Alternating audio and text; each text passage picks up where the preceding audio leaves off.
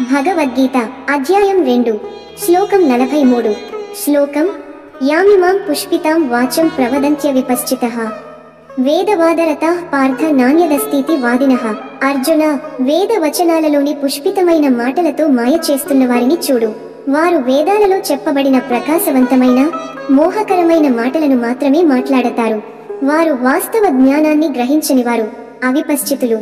అలాంటి వారు ఇదే ధర్మం, ఇదే మార్గం, దీనికి బదులు ఏదీ లేదు అని తేల్చి చెబుతారు. శ్లోక భావం: పుష్పితాం వాచం అంటే మాయాజాలంతో నిండి ఉన్న చక్కని మాటలు.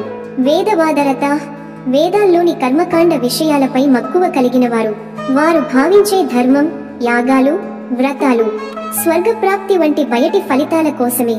అలాంటి మాటలతో మానవుడు నిజమైన జ్ఞానానికి దూరమవుతాడు. తాత్విక విశ్లేషణ: ఈ శ్లోకంలో శ్రీకృష్ణుడు మనకు గుర్తు చేస్తున్నాడు, సనాతన ధర్మంలో ఉన్న విశేషం మూల సత్యాన్ని తెలుసుకోవడమే. కానీ కొంతమంది వేదాలలోని బాహ్య క్రియలపై మాత్రమే మక్కువ చూపించి జ్ఞానాన్ని విస్మరిస్తారు. వారు చెప్పే వాక్యాలు వాస్తవానికి చెడు చేయకపోయినా మనసును బయట ప్రపంచానికి కట్టిపడేస్తాయి. ఇప్పటి కాలానికి అన్వయం: ఈ రోజు మనం కూడా చూసే ప్రజలు పూజలు, వ్రతాలు, యాగాలు తప్ప ముక్తికి మార్గం లేదని చెప్పే ధోరణిలో ఉంటారు. కానీ నిజమైన మార్గం మనస్సు యొక్క పరిమితిని దాటడం, ఆత్మను తెలుసుకోవడం, పరమ సత్యాన్ని అందుకోవడం. ఈ శ్లోకం ద్వారా శ్రీకృష్ణుడు మనకు చెప్తున్న సందేశం: వేదవాక్యాలపై బహుమానం ఉండాలి, కానీ బంధనంగా కాదు. వేదాన్ని బాహ్యంగా కాకుండా అంతర్లీనంగా గ్రహించాలి.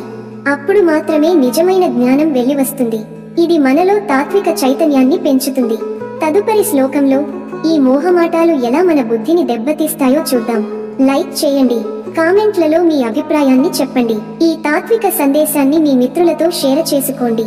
తదుపరి శ్లోకానికి ఛానల్ సబ్స్క్రైబ్ చేయండి. ధన్యవాదములు. జై శ్రీకృష్ణ.